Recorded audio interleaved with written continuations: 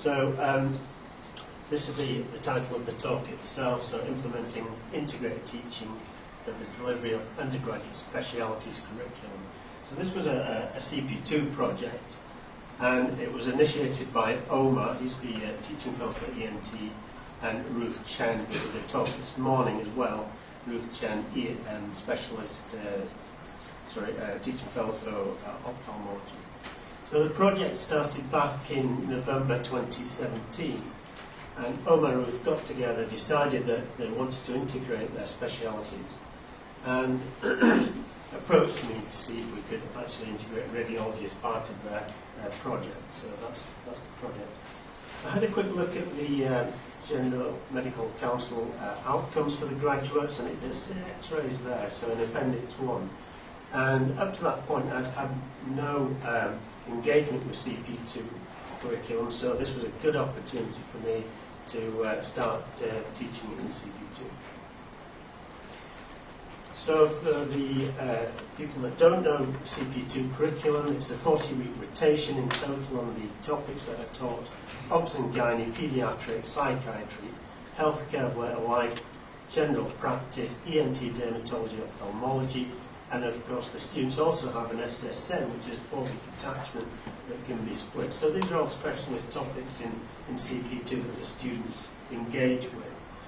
And within that 40-week, there's this DOE 10-week attachment within the 40s, dermatology, ophthalmology, and E.N.T.E.R.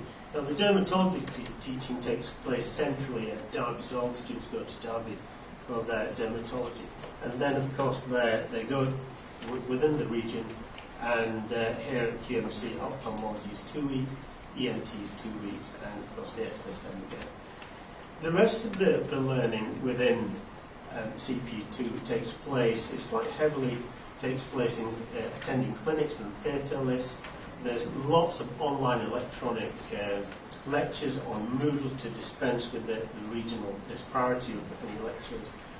The students reflect on the portfolios, and there's some didactic small group teaching as well. So the integrated workshop, this was in addition, over and above the actual teaching that the students get in CP2, so this didn't replace any of their teaching, and so it was over and above. And as far as we know, this was the only workshop experience for the students within their DOE attachment. So methodology, we have 3 workstations: E.N.T.E.R, ophthalmology, radiology, and the themes were really history taking, clinical examination, and image interpretation. To run the stations, we had simulated patients, of course we had models and images. Each station was 15 minutes in its length. 2 students rotated round each station in pairs, and we got through 68 students, CP2 students, between December 2017 and April 2018. And to just evaluate this, seeing if the workshop intervention had any effect, did the students learn anything, we did 2 things. So we sent out this questionnaire with 4 clinical questions which were related to the workshop, and we were after a single best answer from the students. We then also, post-workshop, we asked for some feedback about the workshop using the Likert scale of 1 to 5. So really all we were after in the clinical questioning side were what the response is prior to the workshop, and does it make any difference? So these were the 4 questions. The first question, so the students were posted these just a few days before the workshop, and this was the correct response, 25.7, and post-intervention that went up to 69.1 with an increase of 43.4%.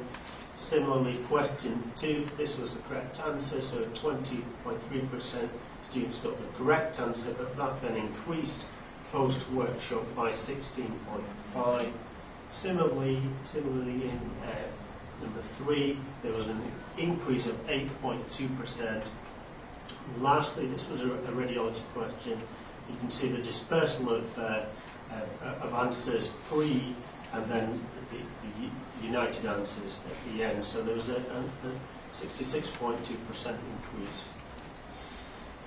So those were the results with the themed aspects of the workshop. We also asked about the comments regarding the workshop, and all the students, 100% of the students, felt there was a role for integration of specialities. It improved their learning.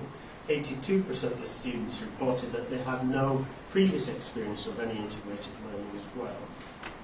We also asked the students in terms of how confident were they at conditions that span across boundaries, span across specialities, and of course we did the mean and standard deviation, so the mean here, and then the post recognising conditions spanning across the specialities increased, the mean increased, and similarly, how confident are you managing across specialities?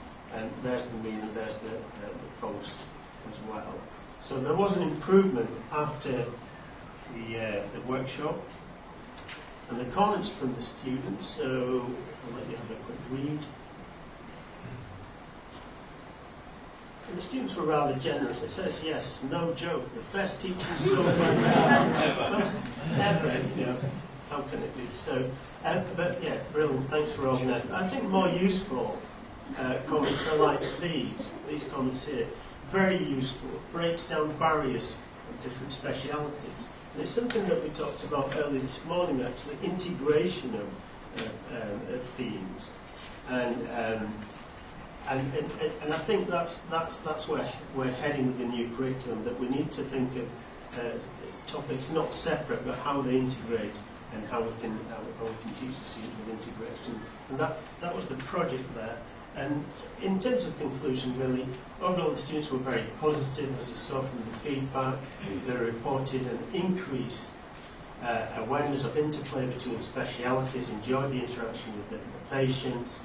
We tried to demonstrate, I think we did demonstrate, the workshop feasibility transcends barriers, so it dispenses with some of the barriers that we have with traditional curriculum.